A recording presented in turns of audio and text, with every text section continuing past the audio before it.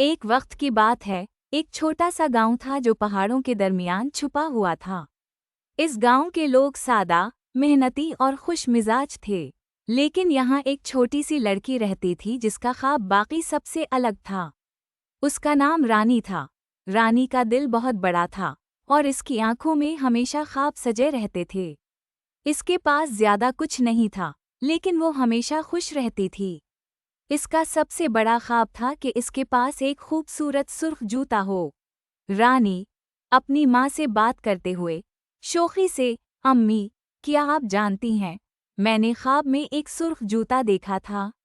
ऐसा जूता जो मैं पहनती हूँ और दुनिया के सब खूबसूरत मकामात पर चलती हूँ। माँ मुस्कुराते हुए, बेटी, ख्वाब देखना अच्छी बात है, लेकिन हमें इन चीज़ों के लिए सब्र करना चाहिए जो हमारे पास अभी नहीं है। एक दिन गांव में बाजार लगा हुआ था। रानी अपनी माँ के साथ बाजार गई ताकि वो कुछ ज़रूरी चीज़ें खरीद सकें। लेकिन जब रानी की नज़र एक सुर्ख जूते की जोड़ी पर पड़ी तो इसकी आंखें चमक उठें। रानी, जो खुशी से छलांग लगाते हुए, अम्मी, देखें, ये वही जूते हैं जिनका मैंने ख्वाब देखा था। क्या हम इन्हें खरीद सकते हैं? माँ नरमी से रानी को प्यार करते हुए, रानी, ये जूते बहुत खूबसूरत हैं, लेकिन हमारे पास अभी इतने पैसे नहीं हैं। हमें इंतज़ार करना होगा। रानी मायूस होकर सर झुकाते हुए, कभी कभी लगता है कि मेरे ख्वाब कभी पूरे नहीं होंगे। रानी को अपने ख्वाब की अहमियत का अंदाज़ा हुआ। इसने सोचा कि अगर वो कुछ मेहनत करे और सब्र करे तो शायद वो अपने ख्वाब को हकीकत में बदल सके।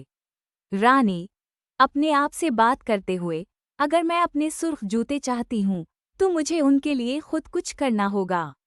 और इसके दिल में एक नया हौसला जागता है। रानी ने फैसला किया कि वो अपने ख्वाब को हकीकत बनाने के लिए खुद काम करेगी।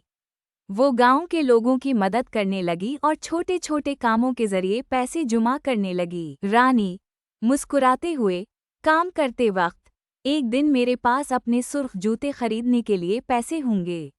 गांव वाले रानी की मेहनत को देखते हुए, एक दूसरे से बात करते हुए, कितनी मेहनती लड़की है, वो कभी हार नहीं मानती।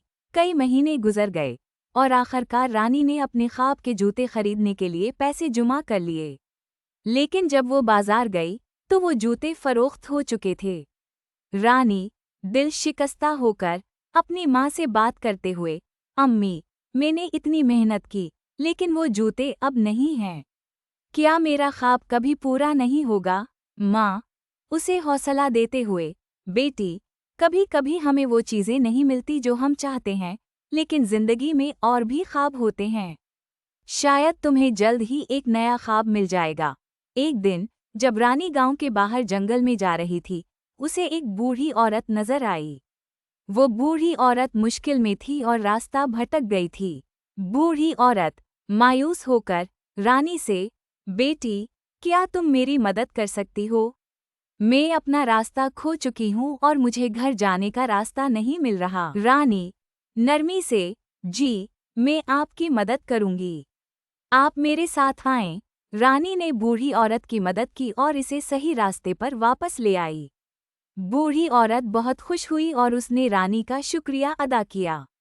बूढ़ी औरत खुशी से मुस्कुराते हुए, तुमने मेरी मदद की है, बेटी, और मैं तुम्हें इनाम देना चाहती हूँ। ये जूते तुम्हारे लिए हैं। बूढ़ी औरत एक सुर्ख जूते की जोड़ी निकालती है और रानी को देती है। रानी हैरत ज़दा होकर, ये तो वही जूते हैं जिनका मैंने ख्वाब देखा था। आपका बहुत शुक्रिया। रानी ने जैसे ही सुर्ख जूते पहने, वो जादुई तौर पर उसे दुनिया के खूबसूरत तरीन मकामात पर ले गए। वो पहाड़ों की चोटियों पर, सब्ज मैदानों में और रंगीन बागों में घूमने लगी।